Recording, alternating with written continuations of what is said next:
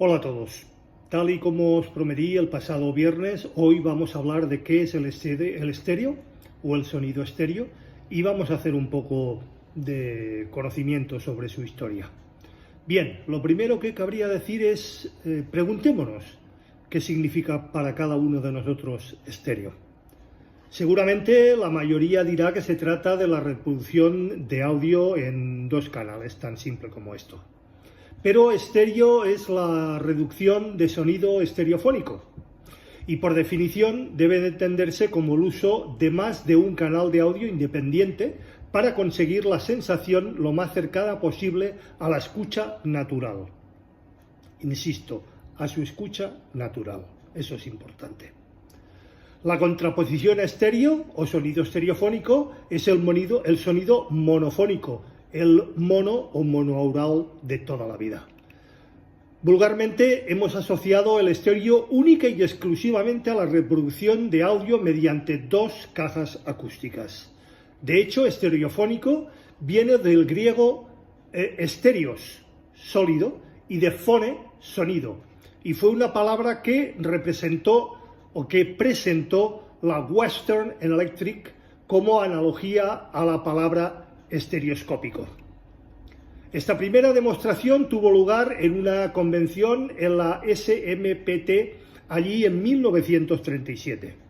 Estéreo, para los ingenieros de sonido, significa la técnica que hace posible colocar las fuentes registradas en una posición relativa en lo que conocemos como espacio sonoro. Así las cosas, no es ilícito llamar al sonido 5.1, 6.1, 7.1, Atmos, etc., también como sonidos estereofónicos. ¿Por qué no? Las anteriores definiciones, sobre todo la de estéreo, no son aceptadas por todo el mundo, evidentemente. Hay quien se reafirma en que en el estéreo debe de ir asociado única y exclusivamente a la reproducción de dos canales, mientras que otros atienden a la generalización popular, pero mantienen la descripción antes mencionada. Aquí no entraremos a discutir cuál de las dos es la verdadera, que cada uno elija y escoja la que más le apetezca. Aunque sí es verdad que en este post hablaremos justamente del sonido estéreo, definido como hemos anunciado, la posibilidad de representar y colocar sonidos en el espacio sonoro gracias al uso de dos o más canales de audio. Tampoco es la primera vez que recordamos que el ser humano en realidad no tiene una escucha puramente estereoscópica o binaural. Los movimientos constantes de nuestra cabeza permiten situar en el espacio físico cualquier fuente sonora casi a tiempo real. Sí es posible controlar la posición de la fuente mediante dos puntos, siempre y cuando trabajemos en un espacio bidimensional. Única y exclusivamente en un espacio bidimensional podemos trabajar y controlar ese hecho. Pero nuestro mundo es tridimensional, por lo que una vez más el tener tres orejas es imposible. Lo que tenemos son decenas de nuestras suficientes diferentes globalmente. Esto nos permite en nuestro cerebro localizar la fuente tanto en el plano horizontal como en el vertical. El primer dispositivo estereofónico fueron unos auriculares binaurales ideados por Javier Fletcher, por algunos ya conocido, junto a Irwin Kandal, también por algunos conocidos, del Departamento de Ingeniería de la Western Electric Company. Los presentó como resultado de un estudio sobre escucha y habla. Fue nada más ni nada menos que en 1929. Esos auriculares fueron los que proporcionaron la primera grabación estereofónica. Tiempo más tarde, cuando Fletcher cambió de trabajo, esta vez en los laboratorios Bell Labs, como director de investigación acústica. Un año más tarde, junto a Arthur C. Keller y Leopold Stokowski, Fletcher se dedicó a mejorar los sistemas de grabación de audio en la Academia de Música de Filadelfia y empezó a grabar y transmitir sonido monoaural y binaural. Allí en 1931, Alan Dower Blubelin consiguió una patente en Inglaterra para la grabación en estéreo. El primer disco registrado en estéreo fue obra de Chokowski en el 12 de marzo de 1932. Un disco de vinilo tenía un rango dinámico en aquel entonces de 60 dB, muy poco mejorado a lo largo de su historia y hasta hoy en día, y un rango de frecuencias de no más allá de los 10.000 Hz. Curiosamente, Bell Labs no vio ninguna aplicación comercial en el sistema de grabación con 2 canales, por lo que tardó 4 años en cumplir con la patente, o en cubrir la patente.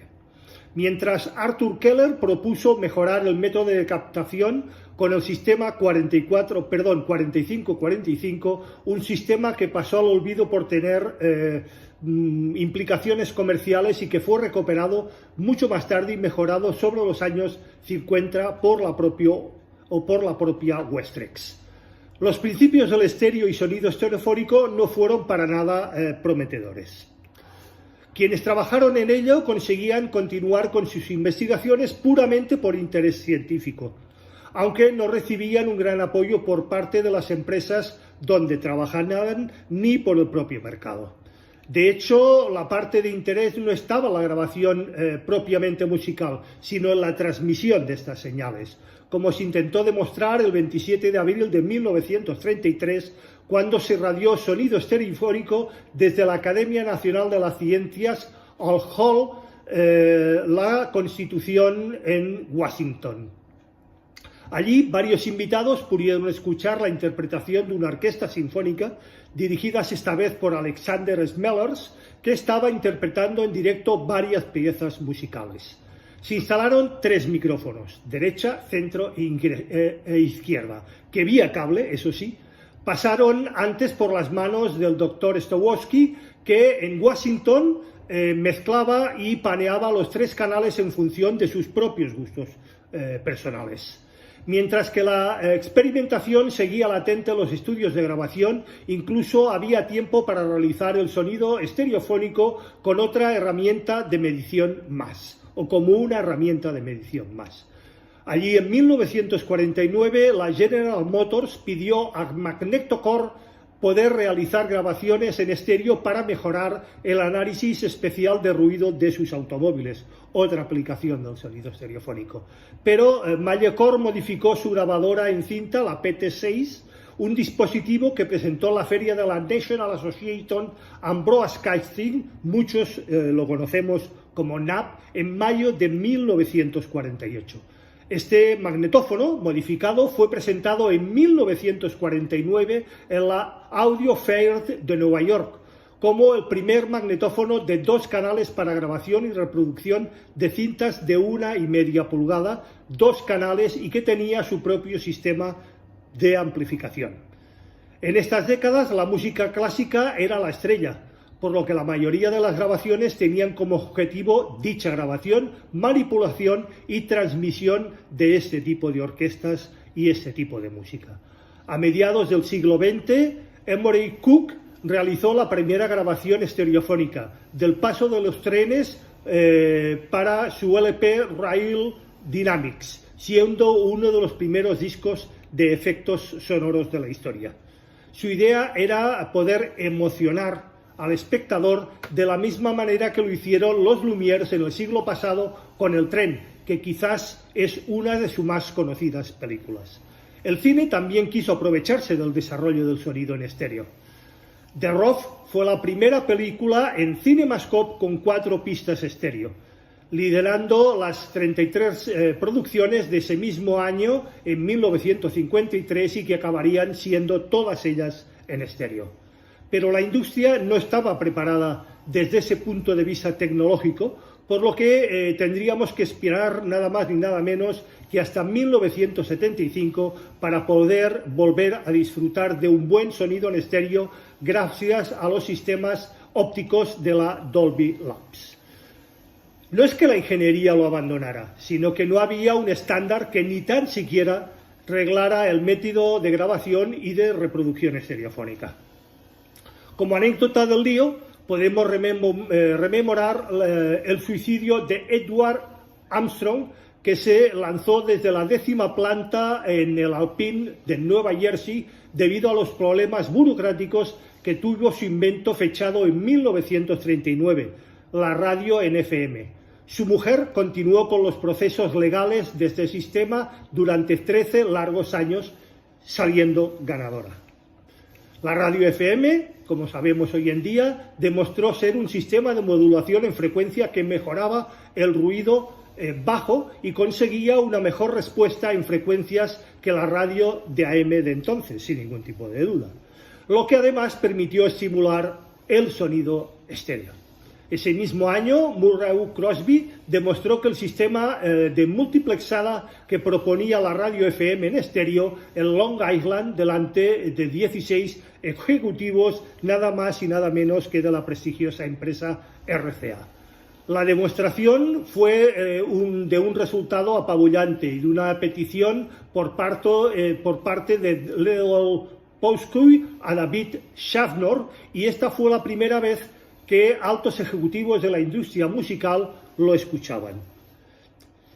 Ese invento de la RCA, al lanzar cintas de bobina abierta en estéreo, siendo la primera vez que Also sprach Zarathustra de Richard Strauss al precio de $19,95, era registrado por la Chicago Symphony Orchestra bajo la dirección de Fritz Reiner.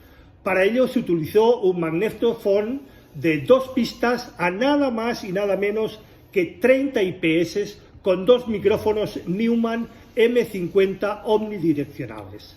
La RCA empezó inmediatamente sus propias grabaciones en estéreo y casi a la vez la EMI en Inglaterra hizo lo mismo. Una vez más, los famosos estudios de Abbey Road entraron en este terreno con sus magníficas grabaciones. Le siguió Decca, en esta ocasión mediante el concurso de 3 micrófonos, muy parecido a lo que hemos comentado hace un momento, que se llamó Decca 3, un diseño de Roy Wallace. Roy propuso utilizar 3 micrófonos direccionales con patrón cardioide del tipo Neumann KM56 de condensador, suspendidos a cierta distancia desde el suelo y ligeramente situados en la vertical del director de orquesta. La grabación se realizaba esta vez en un Ampex 350 del tipo 2 y esta vez ya a 15 IPS, que luego se declararía como el sistema por antonomasia de grabación en estudios.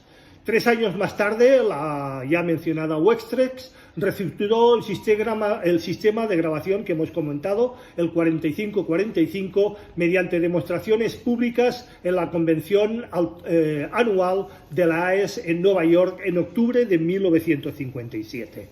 La RIA, Recording Industry Association of America, adoptó el sistema de la propia Wextrex como estándar de grabación el 25 de marzo de 1958. Es la fecha del inicio de los componentes de la alta fidelidad. El mismo año, la siempre atenta BBC empezó sus difusiones y radiodifusiones también en estéreo. De momento, en este caso, solo los domingos por la mañana. Poco a poco, las empresas de radiodifusión se volcaron en la emisión en estéreo, hasta el punto de que John Koss, quien da nombre a la prestigiosa marca de auriculares Koss y de los productos Koss, empezó a promover su idea de escucha individual mediante auriculares, aunque eran poquísimos los dispositivos de audio con salida para ellos. En 1970 se presentó uno de los sistemas estéreo del que quizás y de entre todos es el más hablado y el más considerado, el sistema Quadraphonic, abandonado unos años más tarde por no presentar unos buenos resultados y por los diversos avances y mejoras en el sonido binaural y estereofónico. Este ofrecía la experiencia de 4 canales de audio, un nuevo concepto estéreo que tenía un pequeño problema. La audición debía ser casi personal, puesto que el punto de escucha o el punto dulce era mucho más que limitado.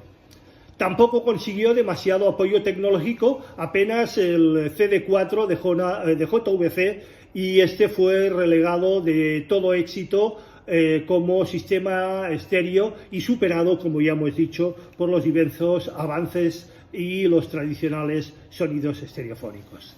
Escenario sonoro.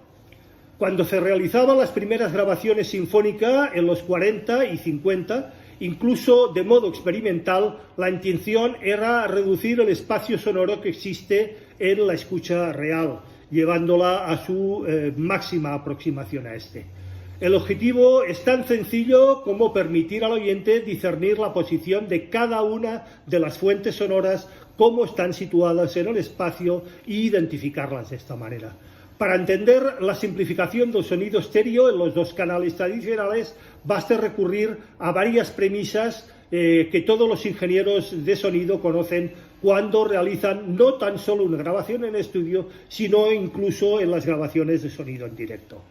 Aunque el oído humano consiste de dos o más tomas para situar una fuente en un escenario real, en la escucha musical frontal se pierde en cierta manera ese efecto.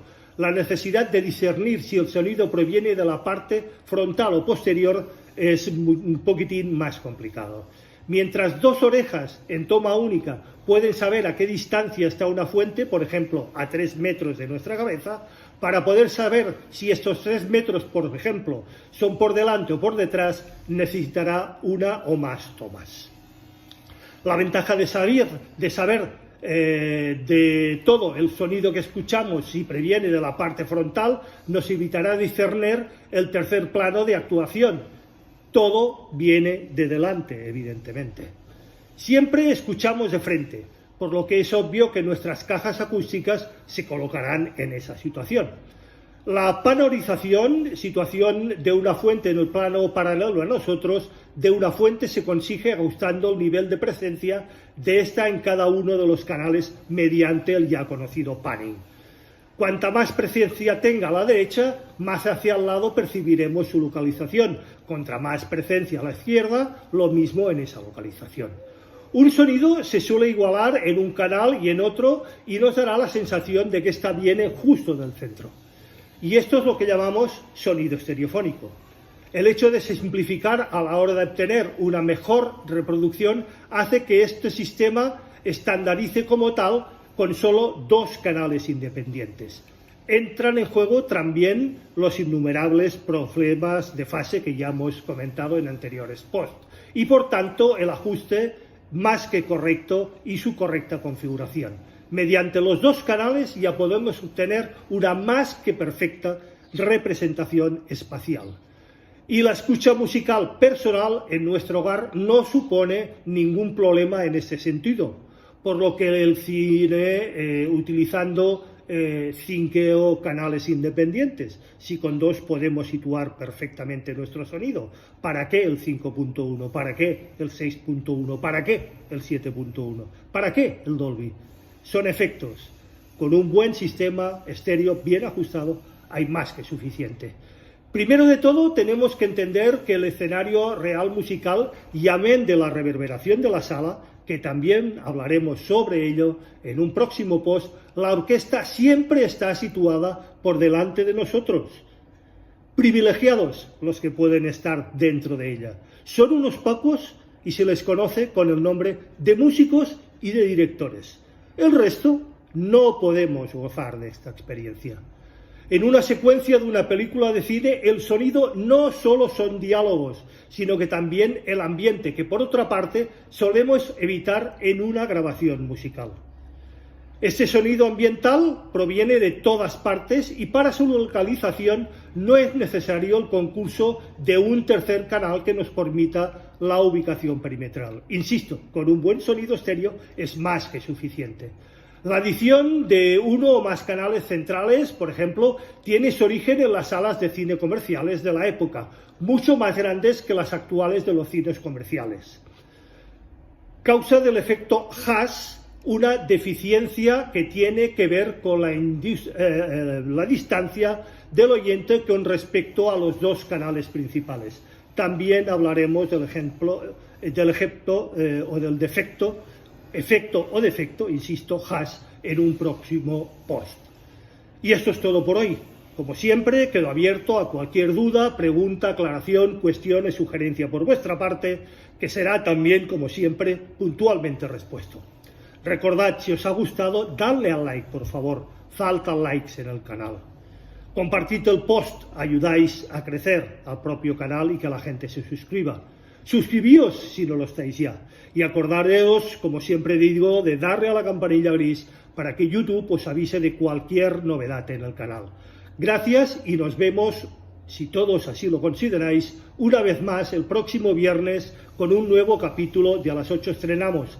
En este caso hablaremos de la controversia y el controvertido MQA, que creo que hoy está otra vez en boga y que puede ser más que interesante para todos. Hasta entonces, feliz y musical semana. Nos vemos.